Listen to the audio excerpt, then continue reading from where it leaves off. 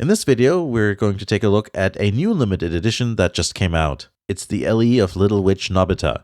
This is specifically the Switch version, though PS4 limited editions also exist in this dimension. This was kindly provided by Idea Factory, so thank you very much. I will review the game later in a separate video. That'll show both the Switch version Idea Factory provided me with, as well as the PC version that I bought myself. Just as a little preview, it's considered a Souls-like game as well as a shooter, and I find it very fun. It runs well on the PC, but surprisingly and thankfully, the Switch version runs at 60 FPS, and it looks really good, so that's excellent. But for now, let us take a look at the limited edition. The game is made by Popup Games, but the LE is published through Idea Factory. It can be obtained through their online store. VideoGamesPlus.ca also sells it, and other Idea Factory LEs in Canada, so check out Video Games Plus if you're a fellow Canadian. The LE came well wrapped. Prepaid USPS bubble mailers were used as internal padding, which I think is interesting. Same thing happened with the last Neptunia LE.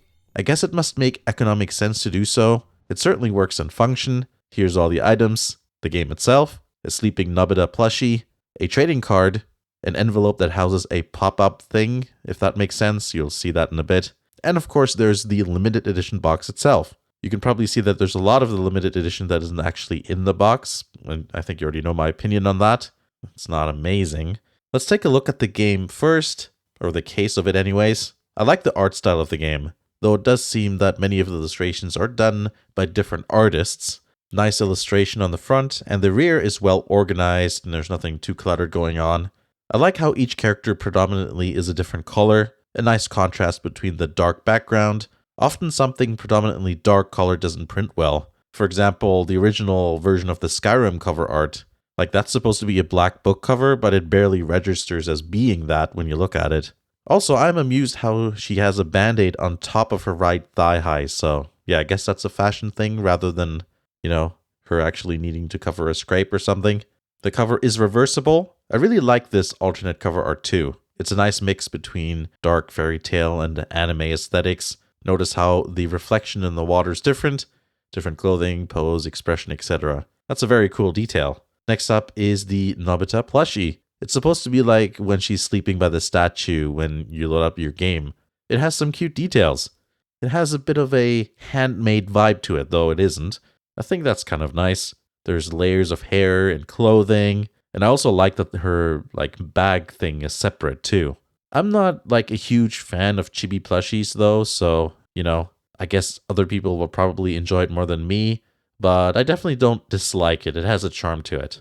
Now, let's get to this envelope. When you open it up, you get the pop-up card, like a pop-up book without the book part.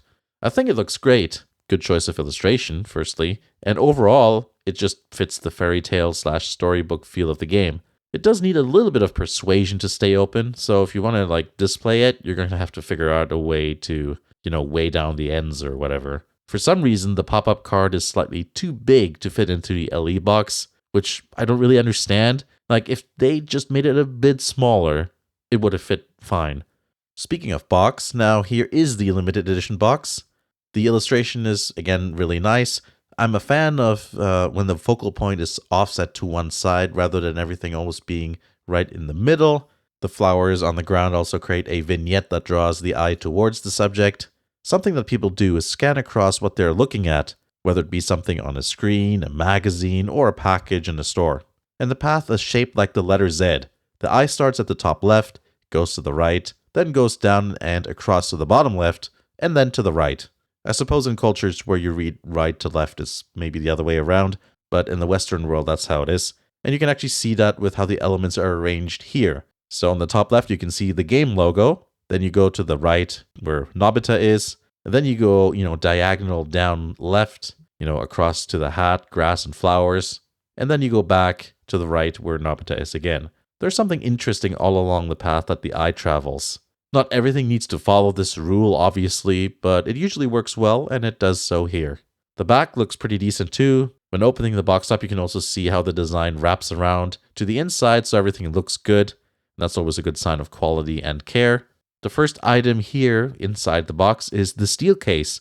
This has the same illustration as the flip-overable cover sheet of the game case. I like how the natural metal can be seen through the art. and because of the shininess, it makes the reflection look more convincing. Not sure if that's deliberate or not, but it's a nice touch. The back has some more characters on there, and so does the inside, and it's done in a color that is like, well, I mean, it kind of makes everything be the background, which makes sense because, you've got a game to put in there, even if it's tiny, and that should be the focal point. The PS4 version is the same, but it's just bigger so that it can facilitate a disc. The soundtrack is a one-disc affair housed in a jewel case. It almost looks like an Atelier series kind of thing. I like the slightly lighter colored design compared to the rest of the things in the LE.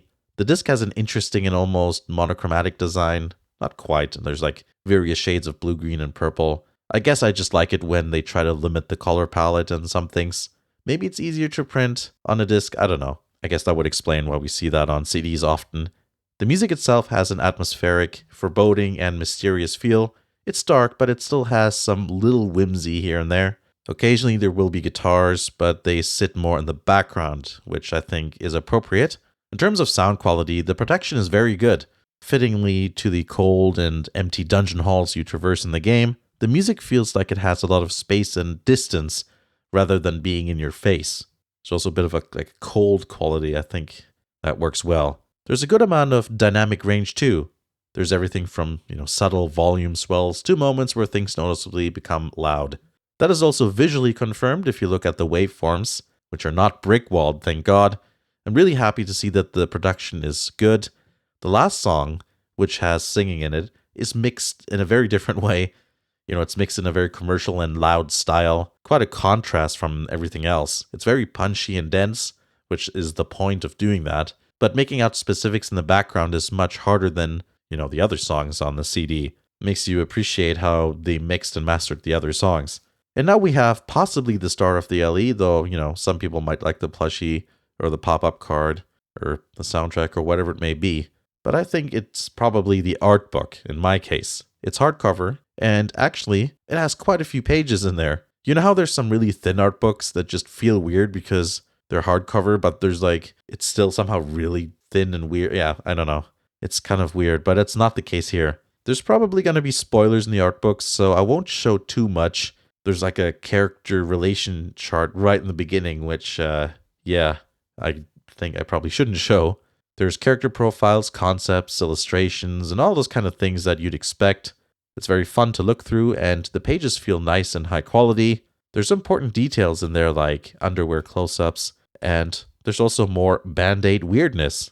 I guess it's the same as some characters, how their eyes go through the hair or something. I guess her Band-Aid just is visible through whatever socks or thigh highs she wears. So yeah, that's the limited edition of Little Witch Nobeta. I think overall the quality is very good. The designs are very nice with minimal repetition of illustrations. The pop-up card is a unique LE item you don't see every day. The art book is definitely better than the usual small ones we see in other LEs.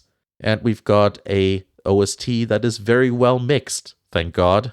I think it's just well done. Check it out if it catches your attention. Remember, there will be a review of this game coming out soon. Thanks for watching, and I'll see you again in the next video.